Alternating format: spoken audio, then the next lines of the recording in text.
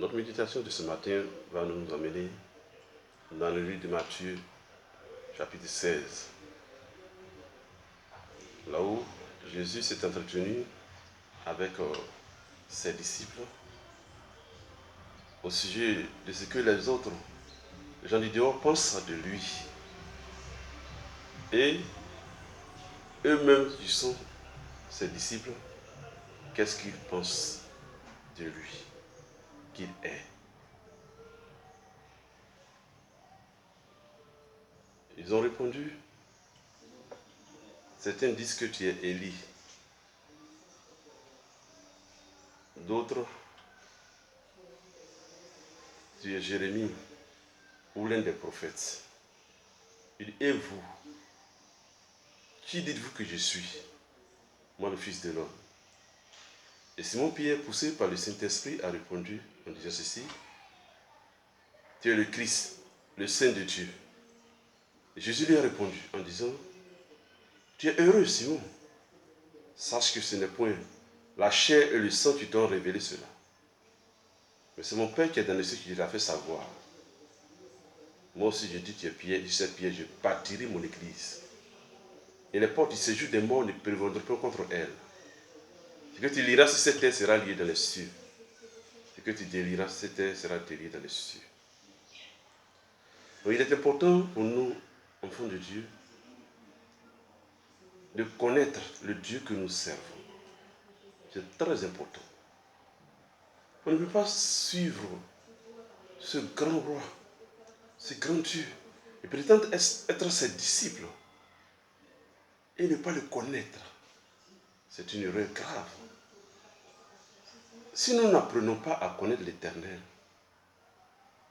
nous allons faire fausse route. Et cela ne nous sera point profitable.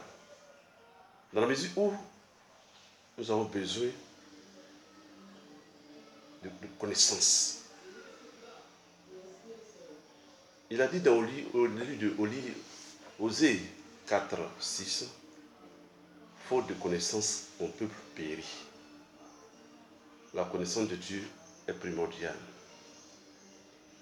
Aujourd'hui, il y a tellement d'hérésies doctrinales, tellement d'attitudes déviationnistes, tellement de comportements qui frisent le paganisme au sein du corps du Christ.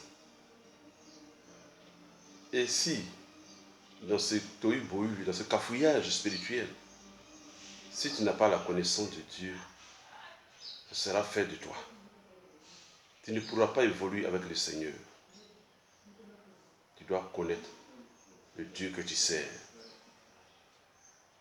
C'est pourquoi David, sentant sa mort venir, s'est entretenu avec son fils Salomon, qui devait lui succéder.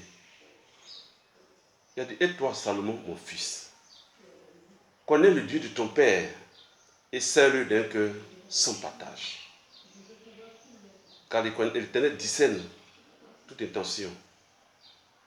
Il sonde le cœur et les reins.